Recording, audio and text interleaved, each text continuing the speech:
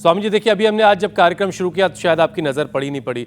मैं मन की तृष्णा और भूख और दिमाग की भूख और पेट की भूख की बात कर रहा था, तभी आसमानों से कोई ज़मीन पे उतरा। मुझे लगा कोई परी आई है, फिर देखा मीनाक्षी हाथ में टोकरी लिए चली आ रही हैं और उसमें पालक मेथी के साग थे और ये आवाज़ भी लगा रही थी, पालक ले लो, मेथी ले लो। अब पता नहीं स्वामी जी इन चीज़ों की कीमत कहाँ जाएगी, लेकिन बाद में पता चला कि ये जो है दिमाग की भूख को शांत करने का एक जुगाड़ है, ये एक तरीका है।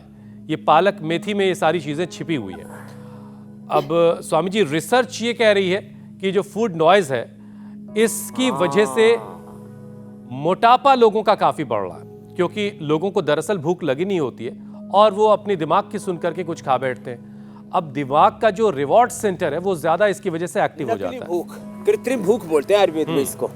तो स्वामी जी कौन कौन से योग से डोपामाइन और स्ट्रेस हार्मोन को बैलेंस किया जा सकता है ताकि इस साइकिल को तोड़ा जा सके? नकली भूख को मिटाने का एक तो तरीका है योग करो, दूसरा तरीका है उसके लिए अंकुरित खाओ, सलाद खाओ, शाक सब्जियां खाओ और फल खाओ, नकली भूख मिट जाएगी। एक बहुत ही अच्छा अपामार्ग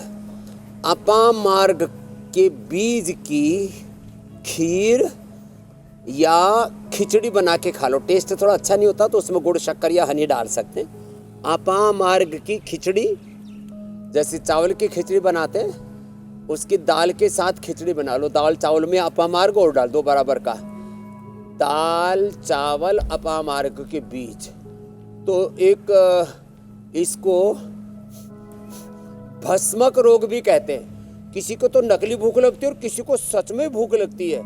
मुझे याद है हरिद्वार में जब हम 33 साल पहले आए तो एक शिव कुमार नाम का हमारा रसोइया था, वो ऐसे फिटों के हिसाब से रोटी खाता था।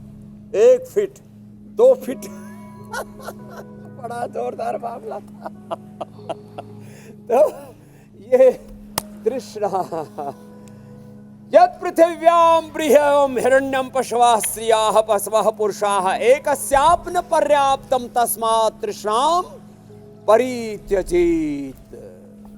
न धातु कामः कामानां भोगेनोपशाम्यते हविषा कृष्णवर्त्मे भूयोऽभिवर्धते पूर्णं वर्ष सहस्र में विषयासक्त चेतसा तदपि अनुदिनं तृष्णा ममते शुभजायते।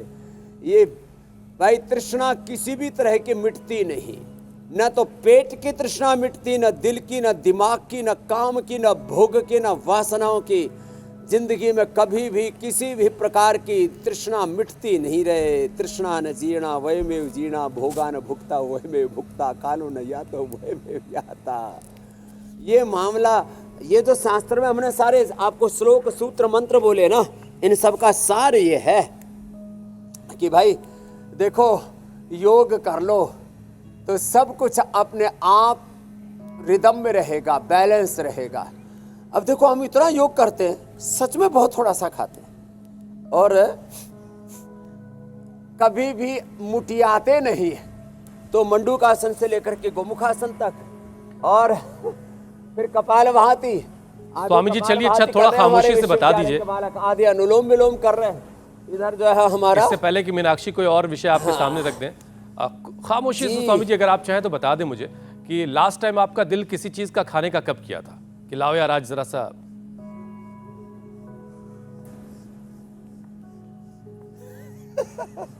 गोंद के लड्डू, तिल के लड्डू, लेकिन वो लड्डू खा के फिर हम बाकी सब चीज़ों को और बैलेंस कर लेते, बाकी चीज़ें नहीं खाते फिर।